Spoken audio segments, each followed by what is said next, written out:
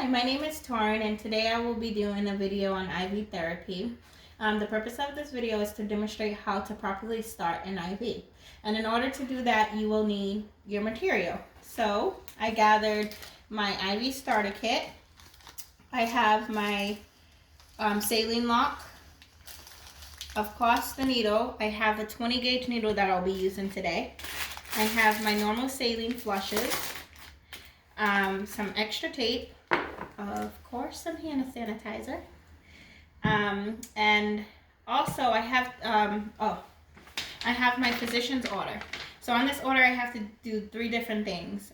So the first thing is to start the IV, and it says initiate peripheral IV saline lock.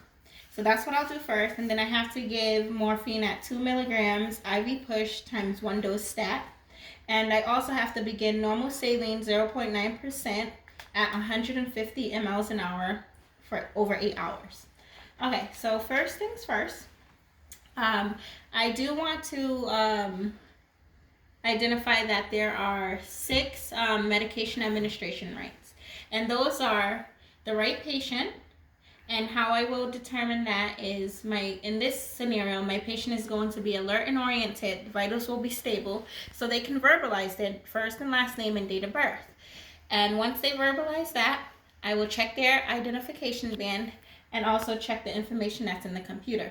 Some facilities have a picture of the patient also, just for extra reassurance that you have the right patient. My second right is the right medication, the right dose. I have to have the right route, the right time, and the right documentation once I'm done with the procedure. Okay, so for starters, I will gather all of my supplies that I mentioned. I will knock on the patient's door, get verification that I can enter the room by the patient. I'd wash my hands with either some warm water and soap or some alcohol, hand sanitizer, sorry. So once I do that, I'll assess my patient again, make sure they're stable, the vitals are okay, and they're ready for the procedure. Okay, on a clean surface, the clean bedside table, which I wiped down already, I'd have all of my material. I'd also like a little drape as well. Usually I'll have the patient put their arm over this. So I will apply some gloves, because remember, all of my material is clean and packaged.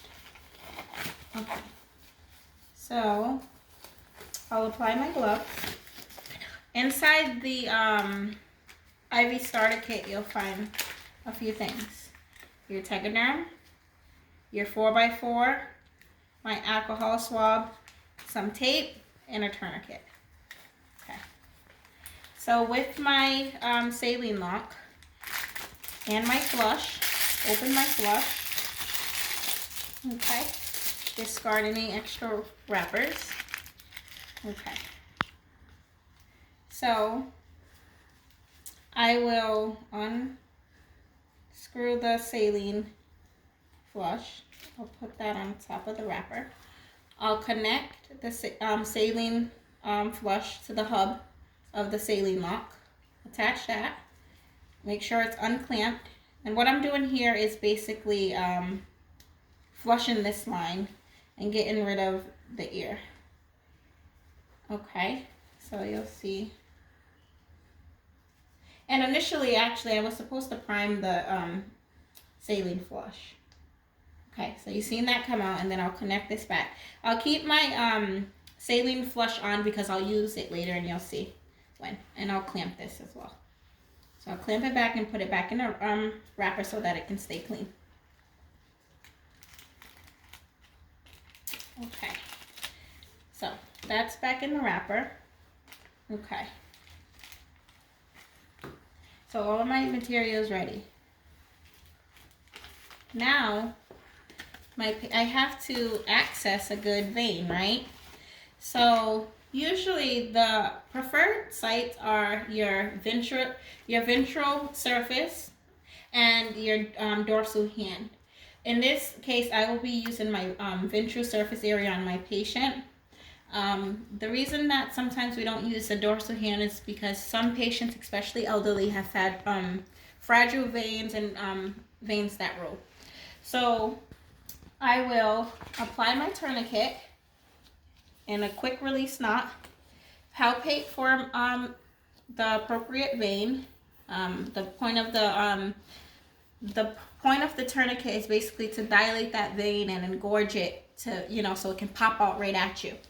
Okay, and I'd clean the site in circular motion, get all that extra good flora off the skin. Okay, get rid of that. And this tourniquet is going to stay on until I actually put the needle in. Okay, so here's my needle, my 20 gauge needle. Okay. So, at a 10 to 15 degree angle, I will taunt the skin and anchor my needle at a 10 to 15 degree angle with the bevel facing up towards the ceiling. Okay, so I got it in.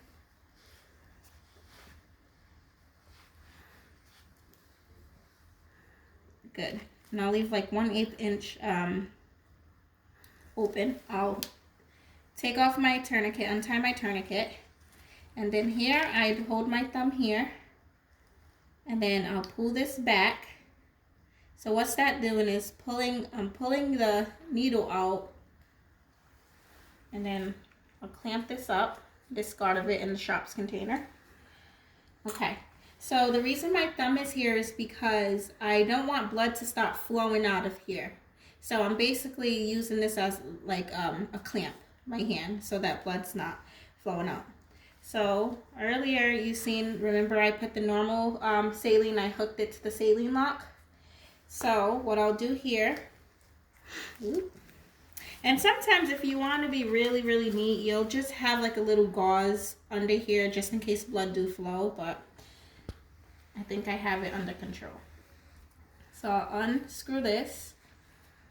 And then I have to connect this to this hub. Okay, so now that that's on, I can unclamp it and I can let go. And I will take a little bit of tape just to keep that line in place. I'm not sure how this would go with this material, but you can kind of get the tape up under. Let me get another piece of tape. It's okay. And that's why I have my tape. I had put some tape down and then I hung some tape at the side of the bedside table. Okay, so you can have this. You can have the tape under here. And then what I'll do,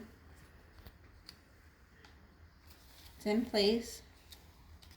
I'll put this over that way and this over there. There we go. So that's in place. I'll unclamp and then I'd flush. 5 mL to 10 depends on the policy, the facility policy. You see how easy that just flushed right on through? Okay. And now that that's all flushed, I will clamp the line so blood don't flow. Okay. Unscrew this. Okay. And maybe taunt this here.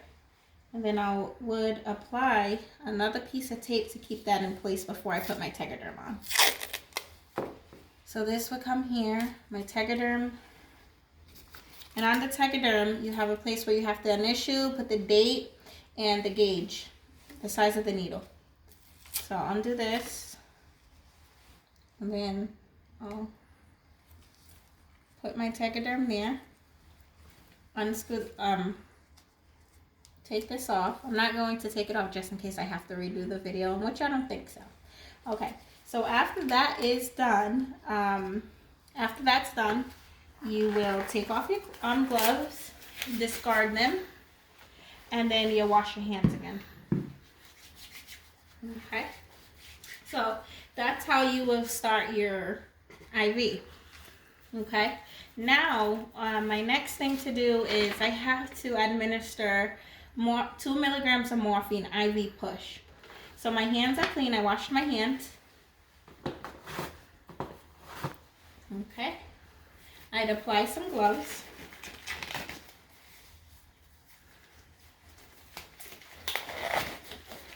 Okay, so I'm not going to demonstrate how to draw up the morphine, but I'll verbalize it. So in a vial, the morphine will come in a vial. I'll draw up 2 milligrams, and then I will dilute it inside 5 mLs of normal saline inside the syringe.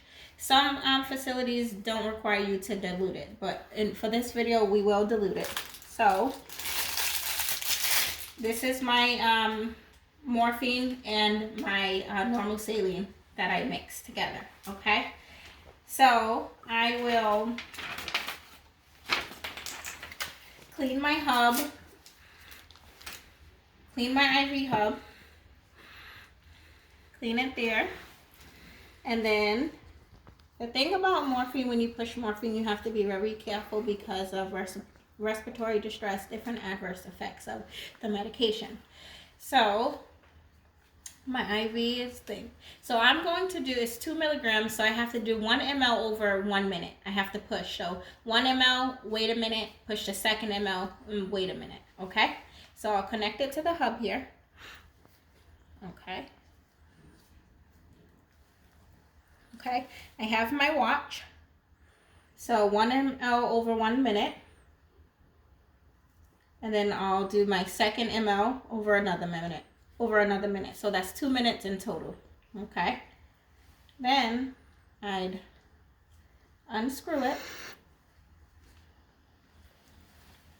And then you have to flush. And this is my normal saline I have cap. And when you flush, you'll have to do the same thing. Okay. So I'm flushing with about approximately 5 mLs. So I'll do that over approximately 5 minutes. Okay. So that's not jamming that morphine right on through, okay? That got stuck in the hub. So, and that's that. Okay. So now that I've done that, the doctor wants normal saline. Oh, I take off my gloves and wash my hands. When something's so redundant and you're used to doing it, you kind of forget to mention it. So I wash my hands.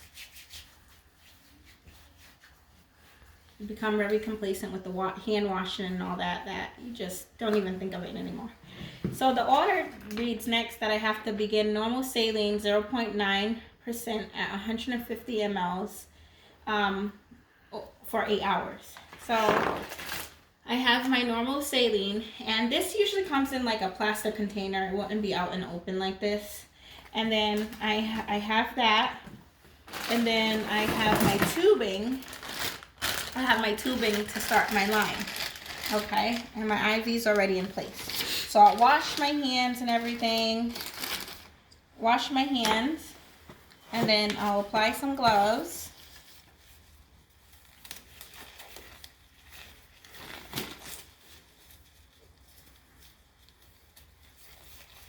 Wash my hands, apply the gloves.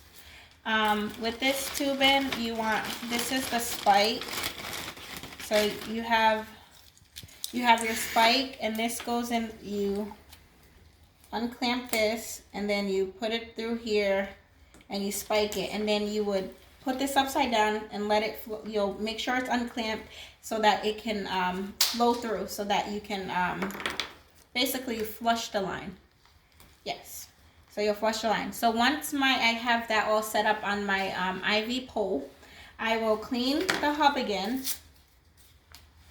I'll clean the hub of the access port.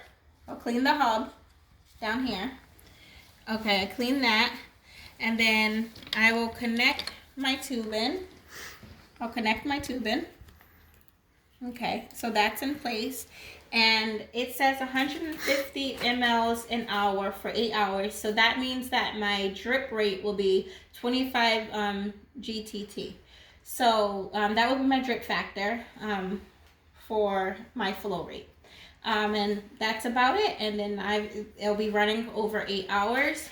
Take off my gloves, and I'd wash my hands, get rid of everything, and I believe that's all. I probably missed some things, maybe not, but if I did, just let me know so that I can stand corrected with things. And I hope you enjoyed the video, and that's all there is to it. Thank you.